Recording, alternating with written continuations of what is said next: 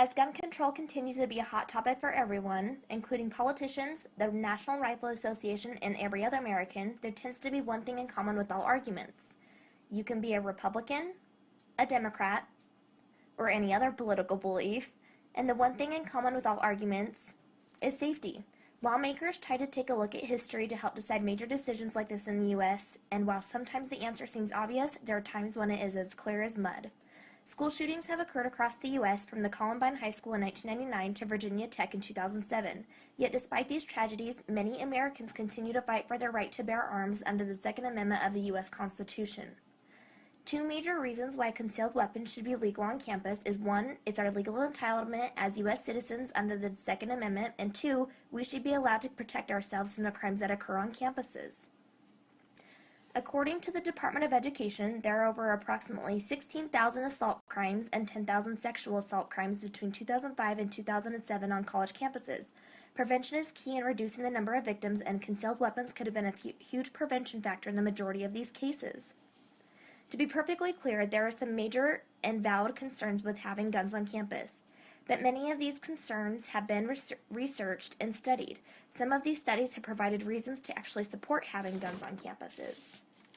College is usually a portrayal of parties, drugs, and alcohol. While these are very dangerous factors, not everyone on campus is involved. Every state that issues a concealed weapons makes you be 21 years or older. These are typically not the students in the dorms and are much more responsible than their 18-year-old classmates. Another concern is that everyone will be carrying a weapon, but the rate of concealed carry is 1% in a given area. So in a lecture hall of 300 people, there will only be about 3 licensed carriers. People still go to shopping centers with well over 1,000 people and potentially 10 licensed carriers and aren't afraid. Why should school be any different? Students who are trained and licensed have been able to protect themselves and others by utilizing their skills with a concealed weapon. This is a compiled list of concealed weapon usage by students. Not only are they protecting us from humans, but animals as well.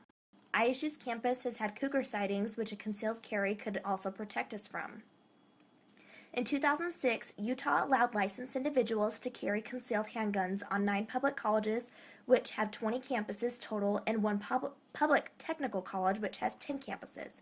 Concealed carry laws have also allowed students at Colorado State University since 2003 and Blue Ridge Community College since 1995. Not one of these campuses has had an incident stemming from gun-related violence, which includes threats of suicide.